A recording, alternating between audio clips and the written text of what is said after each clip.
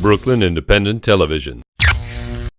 Sometimes the first time you hear them, the best business ideas just sound, well, weird.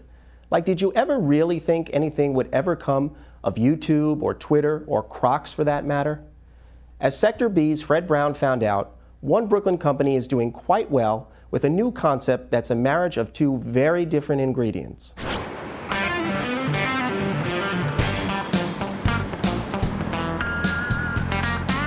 It's winter and cold outside, and on the inside too. At Cellar Sorbet, located in Williamsburg, this 700 square foot refrigerator stays cold all year round. About 20 degrees below zero to be exact.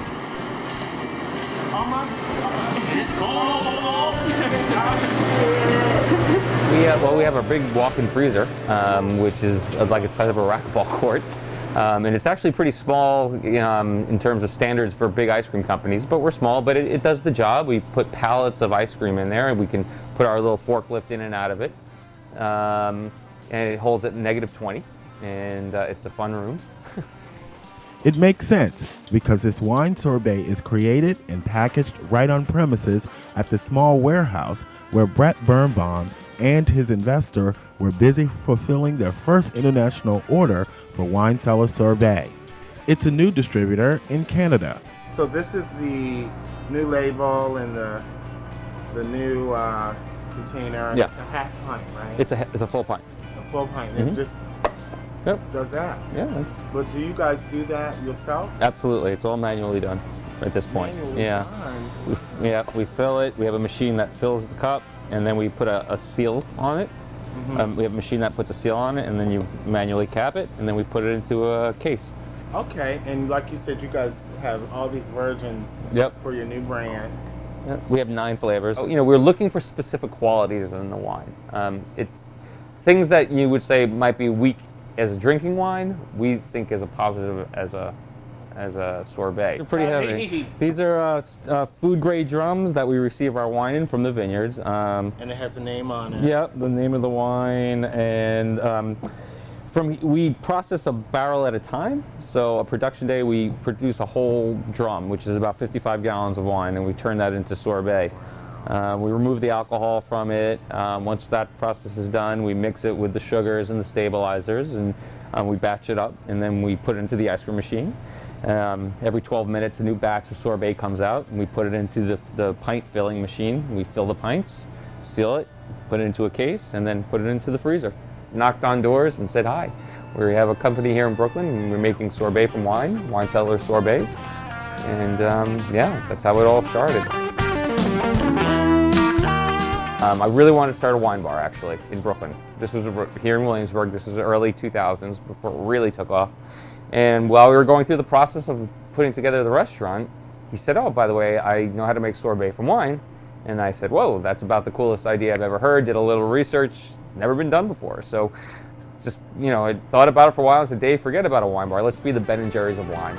And so Cellar Sorbet was born. People tried it, and a lot of people said, "Oh, this is too dry, it's too sweet, this one's okay, this one's not." We were learning about what wine makes good sorbet. We just kind of liked the wine, and then we put it out and it didn't really work. So we were constantly fiddling. And I'll tell you what, as an entrepreneur, you have to be careful about that. If I were to do this all again, I would have done a lot more experimentation before I launched the product. I would have done a lot more product research. Now there's something you said about doing too much.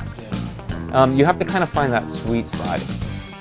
Apparently so, since the product can now be purchased for about $5 a pint, the same as Haagen-Dazs, by the way, at Whole Food Market stores from coast to coast. But what makes this sweet treat so special?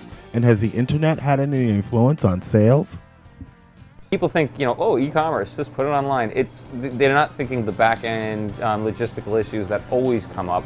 And for us, where we're so taxed and so understaffed, just having, every once in a while an order that everyone has to stop, put something together, run it to the post office, and it's very expensive. The idea has caught fire, and the investors are happy to witness the results.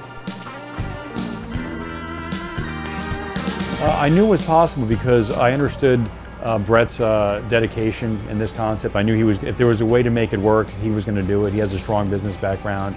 I thought the timing was pretty good a couple of years ago when he started, and that he was working hard enough to find the right formula and recipe, which, as he mentioned, took a while to put that all together. But I think the product he's come up with is quite an amazing product, and most of his fans will agree that it's well worth it.